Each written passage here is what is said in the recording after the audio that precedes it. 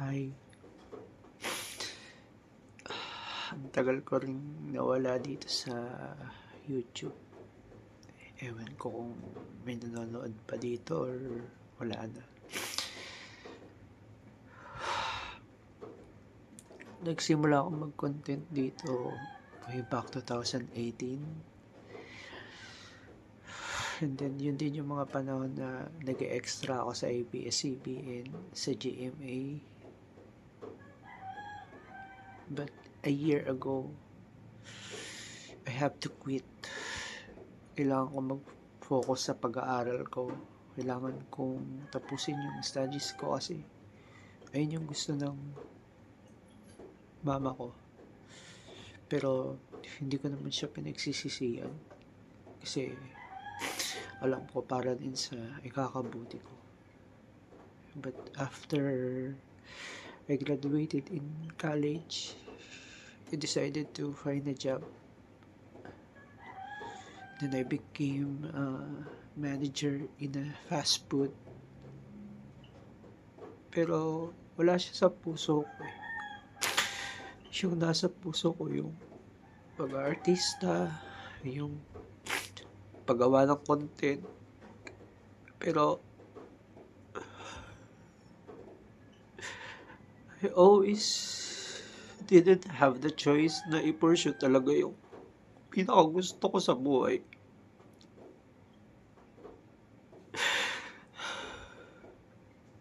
Lagi ako walang choice na piliin yung gusto ko. And then, I tried to go back to sa pag-extra, sa pagtatalent. After I graduated in college. And then, sorry.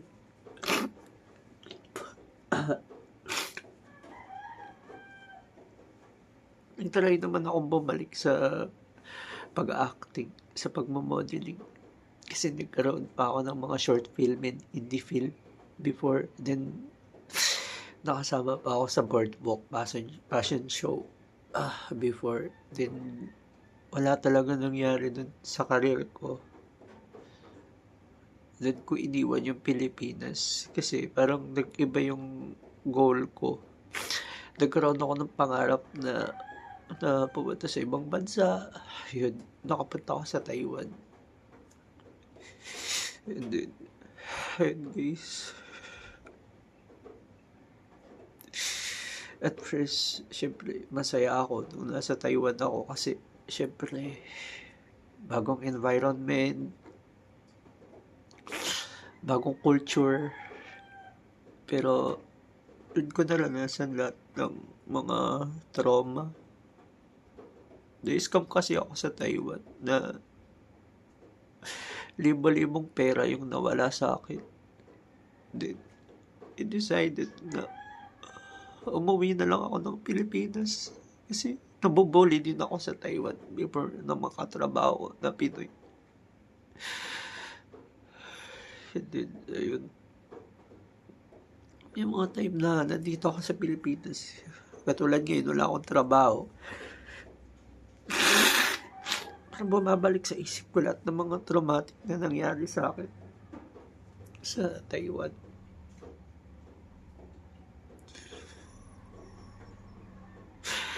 Tinry ko din na mag-content dito, mag-content ulit kasi nagko-content naman ako sa Taiwan. Pero nababad kasi yung yung mga video ko. Ewan ko kung bakit. Sabi nung iba, kaya daw nababad yung video ko, baka daw may nagre-report gano'n. Tinry ko na na i-pursue kung ano talaga yung nasa puso ko. Yung pagko-content. Gusto ko din mag-try na mag-showbiz ulit. Kasi, ayun talaga yung pangarap ko eh.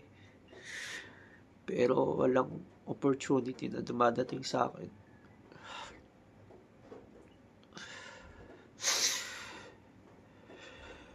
Parang sobrang hilap lang ng mga opportunity. Yung, although, ginawa mo naman lahat. Sumunod ka sa magulang mo. Pagtapos ka ng pag-aaral. Para magkaroon ka ng magandang buhay. Sinunod mo yung mga magulang mo. Ginawa mo yung lahat. Graduate ka ng may honor and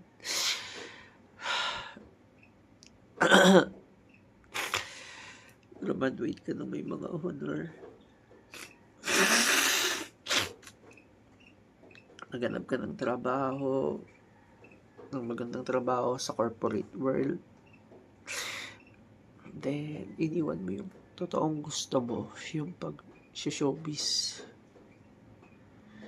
Pumunta ka sa ibang bansa para mas kumita ng malaki. Pero doon pa pala ako mas matatroma. Before ko iwan ng Pilipinas, madami din akong traumatic experience sa showbiz. Like, yung parang hinihipo-hipuan ako, yung ganun. May mga indecent proposal sa akin na ganito, ganyan. Madami akong pangit experiences sa showbiz. Kaya sabi ko sa sarili ko nun, ay, baka hindi para sa akin yung ganito. Kaya ako nag-decide na pumunta na lang sa ibang bansa. Baka nandun yung opportunity na para sa akin. Then, ayun. Nung nandun ako sa ibang bansa, ginawa ko lahat para makaipon ng pera, para ibigay yung pangangailangan ng pamilya ko. Nag-ipon ako ng nag-ipon sa ibang bansa. Then, ayun. Hindi ko akalain na may scam ako. Alam mo yun, guys. Simula nang may scam kasi ako sa Taiwan, parang hindi na ako makapag-focus sa trabaho. Tapos, andyan pa yung mga katrabaho mo, mga bully.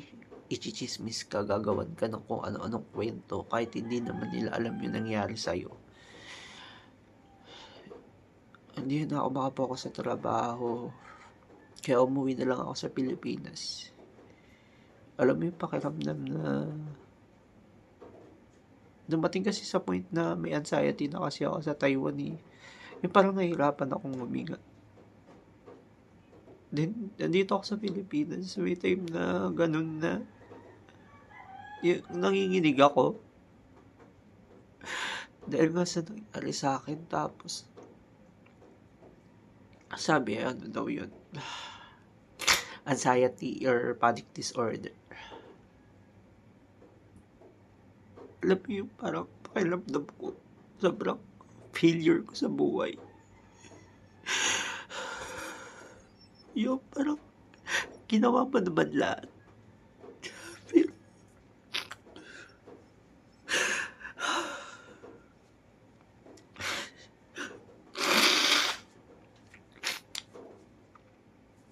sorry. Sobrang failure ko sa buhay.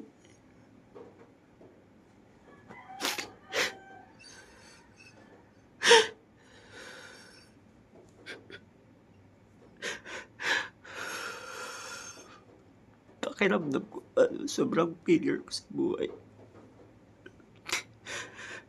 Ako yung tao na kapag binigyan ng opportunity. Sorry guys.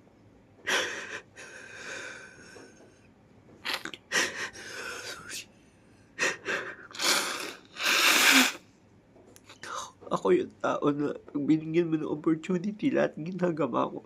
Even though yung short film ako, yung indie film ako, yung nag-extra ako sa ABS-CBN, GMA. Lagi ko ginagawa lahat yung best ko. Nung nag-apply ako sa Taiwan, nagtrabaho ako sa Taiwan, binigay ko lahat yung best ko.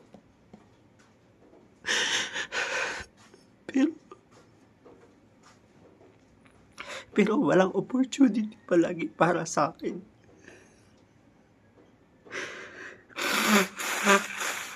Sobrang pagod na ako sa buhay.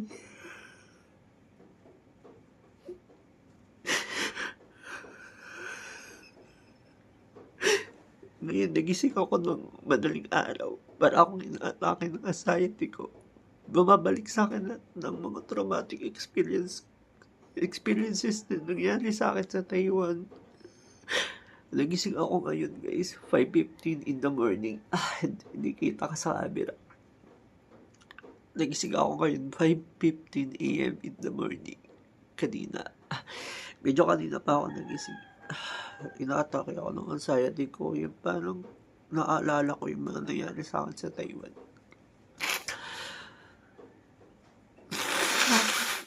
Sorry. Medyo sipunin kasi ako, guys. Bakit ganun? Sobrang ilap ng mga opportunity. Kahit binibigay mo naman yung best mo, ginagawa mo lahat. Pero, hindi pa rin binibigay yung mga bagay na sa tingin mo naman pinaghirapan mo. Tapos yung pera na pinag-ipunan ko sa Taiwan, libo-libo yung nawala sa akin. Yung na-scam ako. Pinaghirapan ko yun eh. Hindi ako gumagastos doon. Alam mo yun, yung ginagastos ko lang sa Taiwan, puro pagkain ko. Grocery, internet, fare, pamasahe, damit. Wala akong bisyo. Hindi ako naninigarilyo, hindi ako nagiinom. Lahat ng iniipon ko para sa pamilya ko. Tapos may scam ako ng ganun. Mawawala sa akin yung libo-libong pera. Tapos, ang hindi ko matanggap, sumuko ako kasi hindi na kaya ng isip ko, ng mental health ko. Sobrang yung anxiety na nararanasan ko. Lagi akong pagod, hindi ako makapag-focus sa trabaho, kaya umuwi ako dito sa Pilipinas. ang hindi ko lang matanggap, bakit sa akin nangyayari yung ganun? Ang unfair lang ng buhay na yung mga katrabaho ko na nangbubuli sa akin, na siyang dahilan kung bakit ako na-scam at lumipat ng company. Hindi naman ako mag-a-attempt na lumipat ng ibang company kung hindi ako na-scam. Hindi ako lilipat ng ibang company kung hindi ako nabully ng mga kapwa Pilipino. Tapos, ganun, ako pa yung sa akin pa mangyayari to na uuwi ako sa Pilipinas. Wala akong trabaho ngayon. Wala akong pinagkakakitaan. Ako pa yung makakaranas na lagi ako inaatake ng anxiety ko. Sobrang unfair lang ng buhay, no? Yung parang pakiramdam ko, guys, na parang walang lugar lagi para sa akin. Alam mo yung pakiramdam na walang puwang sa akin sa showbiz, walang puwang sa akin sa pagko-content, sa content creation, sa vlogging, sa YouTube, sa Facebook. Sakit tanggapin, guys, na parang sobrang failure ko lang sa buhay. Kahit ginawa ko naman lahat ng effort na makakaya ko. Hindi naman ako masamang tao. Hindi naman ako pabisyo. Wala naman akong ginagawang masama sa iba. Pero ganito, sobrang ilap ng opportunity. Sobrang ilap ng opportunity.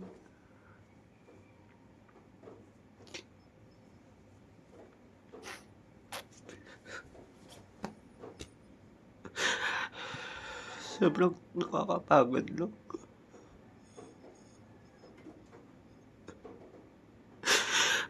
Pagod na.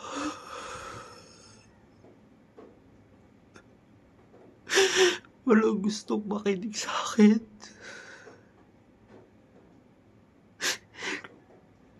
Hindi ko alam kung kanino magsishare.